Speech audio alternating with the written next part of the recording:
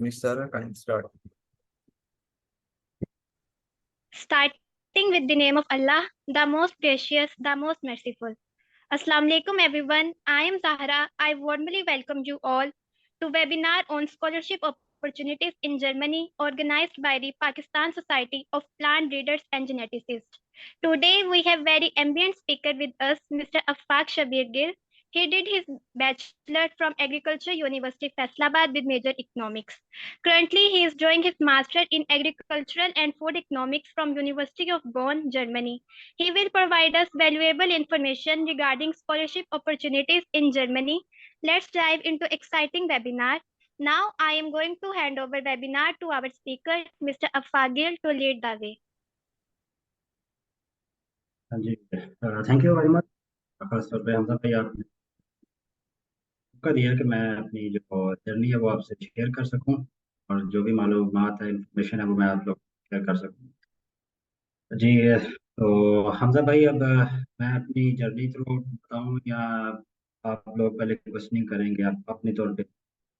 अफाक भी थोड़ा सा आप स्टार्ट कर ले, उसके बाद क्वेश्चन ले लेंगे।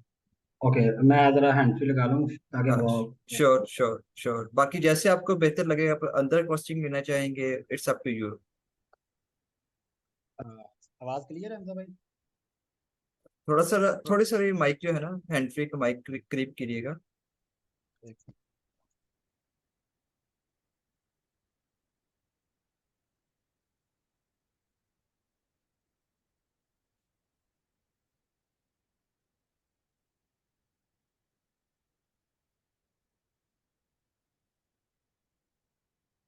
अभी आवाज़ क्लियर है? हाँ जी, दोबारा बोलिएगा। हल्का अभी आवाज़ क्लियर है? हाँ जी, आवाज ठीक है बाकी। Okay okay.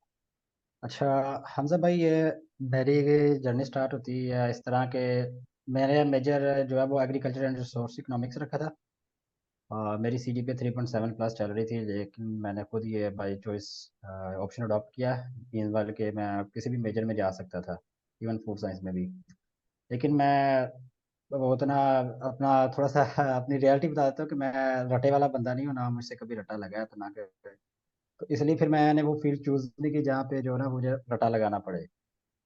तो एग्रीकल्चर और इकोनॉमिक्स मैंने इसलिए चूज़ की क्योंकि माइनर में पढ़ा था, तो वो मुझे मेरा मैथ थोड़ा बहुत स्ट्रांग था, तो मैंने सोचा कि ये मेरे फील्ड के रेलिवेंट है, मैं मेंटालिटी को सपोर्ट भी करती चीज़, तो इसलिए फिर मैंने रिसोर्स इकोनॉमिक्स रखा।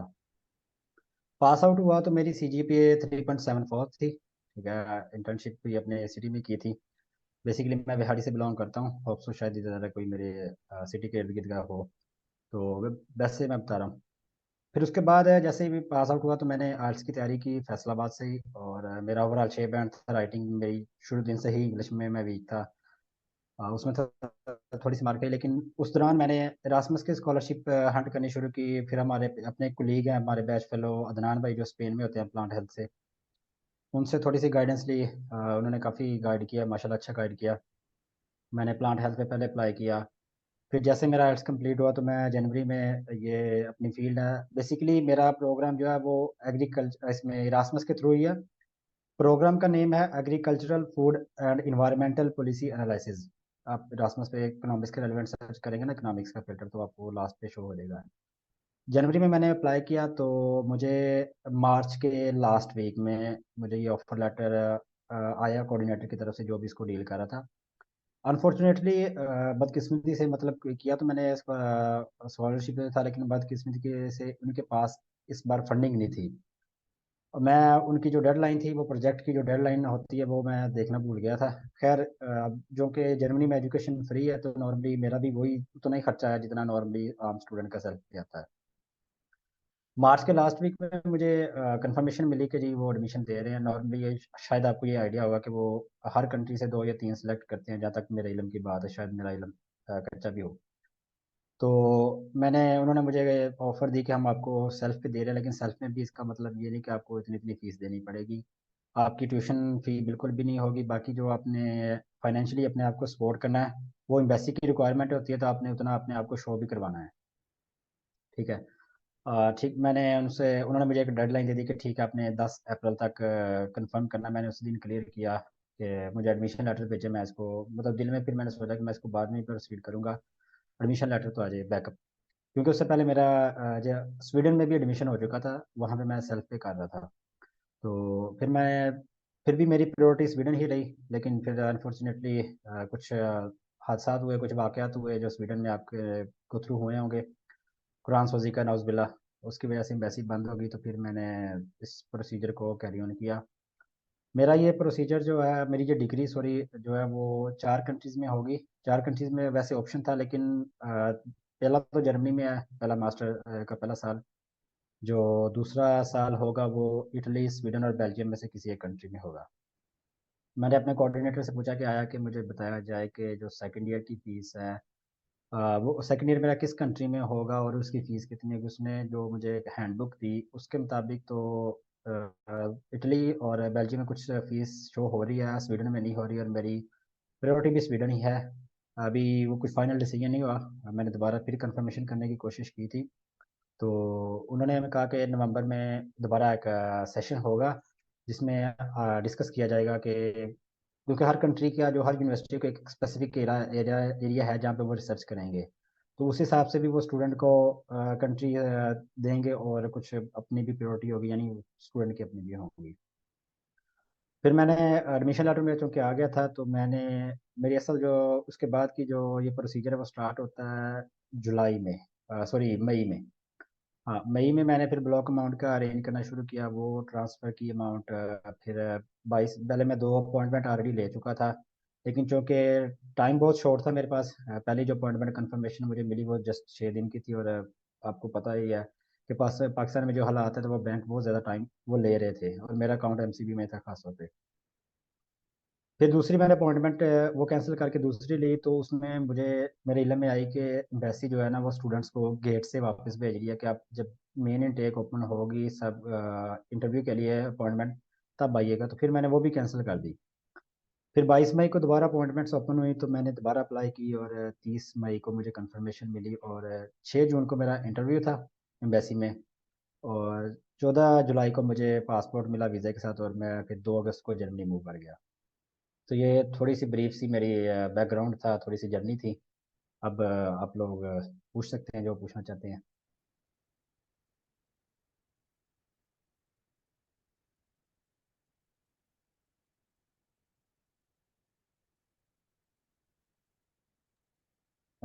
आफाक भाई, इसमें ब्लॉकचेन का जो अकाउंट है उसका थोड़ा सा डिटेल बताइएगा कि उसमें आजकल पाकिस्तानी जो है करंट कितने रुपीस हाँ, चल रहे हैं जर्मनी के उसमें लिए। हाँ जी, बेसिकली इनको यूरो से कर्ज होती है। हाँ, ठीक है। आपके क्वेश्चनिंग जो है वो लास्ट पे ले लिए जाएंगे, रिकॉर्डिंग में चल रही है। हमसे भाई साथ साथ रिस्पॉन्ड करते जाएगा थोड़ा बहुत। अच्छा, इसमें ना उनको यूरो से कर्ज होती है, मतलब जिस तरह किसी भी ब्रॉड कंट्री में आप जाएंगे ना, तो वहाँ पे उनको उनकी करेंसी के मुताबिक ब्लॉक अमाउंट या बैंक स्टेटमेंट या उतनी इक्वल चाहिए होती है। इनको एम्बेसी की रिक्वायरमेंट है 11,208 यूरो, 11,208 यूरोस, जो एम्बेसी की रिक्वायरमेंट है। और उसके बाद ऊपर थोड़े से खर्चे होते हैं, वो डिपेंड करता है कि आप कौन सी सर्विस यूज़ कर रहे हैं। जर्मनी में बेसिकली 3 तरह के प्लेटफॉर्म हैं। एक है कोरेकल के नाम से, जिसका मेरा पर्सनल एक्सपीरियंस है, एक फिनटिबा के नाम से है, और एक एक्सपेट्रियो के नाम से है। इनके कुछ अपने भी सर्विस चार्जेस होंगे। और उसके बाद सीन ये है कि 11,208 तो एम्बेसी की रिक्वायरमेंट है, और जो सर्विस प्रोवाइड करते हैं उनके अपने कुछ चार्जेस होंगे, 50-60 यूरो, ये डिपेंड करता है कि किस की सर्विस आप यूज़ कर रहे हो। मतलब कि जो मोटी मोटी रकम मैं बता देता हूँ कि 11,260 तो 208 तो आपके पास होने चाहिए, जो बेसिक की रिक्वायरमेंट है, जो आपका थ्रू आउट द ईयर आपका टोटल एक्सपेंस है, कि उन्होंने आपको मंथली बेसिस पे, वो बाद में जब आप यहाँ पे अकाउंट ओपन करवा लेते हैं तो वो आपको रिलीज कर देते हैं अमाउंट। तो वो तो एम्बेसी के, बाकी ऊपर जो थोड़े बहुत चार्जेस होते हैं वो डिफरेंट होते हैं। और जिस प्लेटफॉर्म के थ्रू मैंने ओपन करवाया, जिसकी सर्विस यूज़ की, उनके एक एक्स्ट्रा चार्जेस होते हैं 80 यूरो। वो बेसिकली उसको कहते हैं बफर अमाउंट है।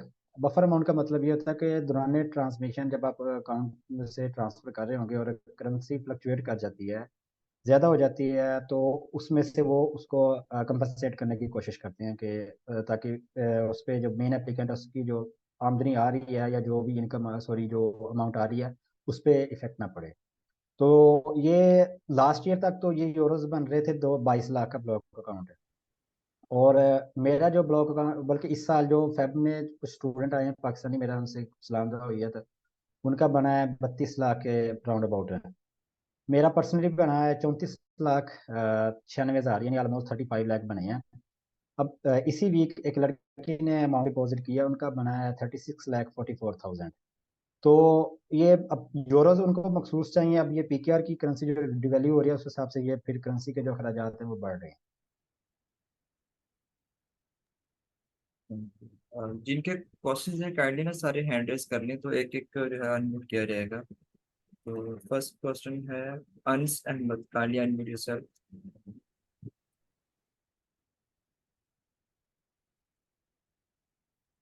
अस्सलाम वालेकुम जी। मेरा नाम अनस अहमद है और मैंने अभी रिसेंटली ग्रेजुएशन की है सिविल इंजीनियरिंग से। तो मेरा क्वेश्चन ये था कि फॉर एग्जांपल अगर हम ये स्कॉलरशिप विन कर लेते हैं एरास्मस की, तो क्या इसके अलावा भी जैसे जो आप आपने अभी जिक्र किया एम्बेसी की रिक्वायरमेंट होती है ब्लॉक अकाउंट वगैरह, वो हमें पे करना पड़ेगा? और दूसरी चीज़ ये थी कि पहले हमें एडमिशन सिक्योर करना है या फिर पहले हमने स्कॉलरशिप विन करनी है एरास्मस के केस में इन पर्टिकुलर? Thank you. बेसिकली इसका जो सीन होता है, अगर जब आप इरास्मस की वेबसाइट पे सर्च करेंगे ना, तो वहाँ पे उन्होंने अपने प्रोग्राम के रेलिवेंट सर्च करेंगे, तो जब आपको अपनी फील्ड के रेलिवेंट जो प्रोग्राम मिलेगा ना, जब आप उसको मजीद ओपन करेंगे तो वहाँ पे डेडलाइन मखसूस होती है। वहाँ पे लिखी होती है कि ये प्रोजेक्ट इस ईयर से शुरू हो रहा है और इसकी प्रोजेक्ट की जो एंडिंग है वो इस डेट को है। और अब जो कि मेरा जो मैं अपना पर्सनली बताता हूँ कि मेरा जो प्रोग्राम था वो 2024 में एंड हो रहा है। तो अब क्योंकि नेक्स्ट ईयर वो एंड हो रहा था, तो उन्होंने 2022 से 24 तक के जो स्टूडेंट लेने थे वो उन्होंने ले लिए थे स्कॉलरशिप पे। अब क्योंकि मेरा 2023 से ऑन वार्ड का चल रहा था, तो मेरे लिए उनके पास फंडिंग ऑलमोस्ट एंड हो चुकी थी, यानी एंड ही हो चुकी थी।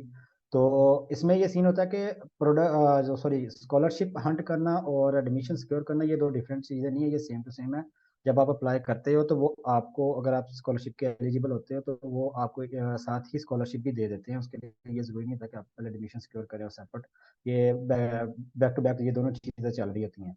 तो जब आपको एडमिशन मिल जाता है तो वो आपको फिर क्लियर कर देते हैं कि आया कि आप उनके पास फंडिंग है, तो वो आपको स्कॉलरशिप दे देते हैं। साथ में बताते हैं अगर आपके पास फंडिंग नहीं है तो फिर वो, उनके पास फंडिंग नहीं है तो फिर वो आपको बता देते हैं कि अनफॉर्चुनेटली हमारे पास कोई फंडिंग नहीं है, तो हम आपको सेल्फ एडमिशन देना चाह रहे हैं, तो अगर आप इसको अवेल करना चाहते हैं तो आप इतनी ये इस डेट तक आपके पास टाइम, आप हमें कंफर्म करें, हम आपका एडमिशन लेटर भेजते हैं।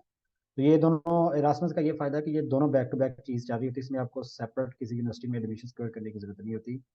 जिस प्रोग्राम में आप एडमिशन अप्लाई कर रहे होते हैं उसी के थ्रू आपका एडमिशन प्रोसीजर भी चल रहा होता है और स्कॉलरशिप प्रोसीजर भी चल रहा होता है जी। अच्छा, और सेकंड पार्ट ये था कि अगर जैसे जो वीज़ा वगैरह की फीस होती है और बाकी एम्बेसी की जैसे आपने वो बताया था जर्मनी में रहते हैं तो ब्लॉक अकाउंट का होता है, तो ये चीज़ें होंगी या फिर ये नहीं होंगी अगर आप विन कर लेते हैं उस सिचुएशन में? जो स्कॉलरशिप की बात कर रहे हैं आप, तो उसमें आपके टोटल ओवर ए टू जी जो अखराजात होते हैं वो यानी जो जर्मनी में होते हैं, ट्यूशन फीस वगैरह, सॉरी जो भी कंट्रीज होता है, मैं जर्मनी की बात कर रहा हूँ। इसमें सिर्फ जर्मनी नहीं होता, इसमें वर्ल्ड वाइड पूरा यूरोप इंक्लूड होता है। बाज़ का तो मैंने कोई प्रोजेक्ट ऐसे भी डिग्री देखे जिसमें इसराइल भी इन्वॉल्व है, यूएसए भी है, इंडिया भी है, श्रीलंका भी है। तो जिस भी कंट्रीज में आपकी एजुकेशन होगी उसके टोटल जो एक्सपेंसेस होंगे वो आपका ये प्रोजेक्ट इरासमस वाला ए टू जी करेगा। स्टार्ट में हो सकता है कि आपको थोड़ी एम्बेसी फीस जर्मनी की बहुत थोड़ी होती है, बाकी कंट्रीज का आइडिया नहीं है। तो स्टार्ट में हो सकता है कि आपको कोई 3-4 लाख या कुछ इतना एक्सपेंसेस बेयर करना पड़े, लेकिन वो जब आप पहुंच जाते हैं फिर वो आपको रिटर्न कर देते हैं। ये सीन है। Okay, thank you. Okay. Part पे ही मैं कह रहा था क्वेश्चन सेशन से पहले आप अगर इनको, अगर आपके पास अवेलेबल है वेब ब्राउजर पे, इनको दिखा दें कि कैसे जो है प्रोग्राम सर्च करने हैं Erasmus मंडेज के और सारा कुछ उसके बारे में। ठीक है, मैं आपको स्क्रीन से दिखा देता हूँ, अगर आप मुझे अलाउ करें स्क्रीन शेयर करनी। हाँ, अब आप कर सकते हैं। ओके, मैं अभी आपको कर देता हूँ।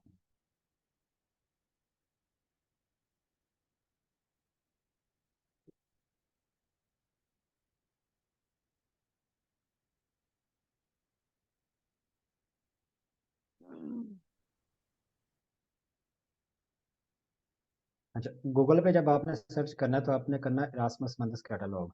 तो ये आपको सामने डिस्प्ले आ गया, स्क्रीन शो हो गई है। ठीक है, उसके बाद फिर आपने नीचे स्क्रॉल करना है।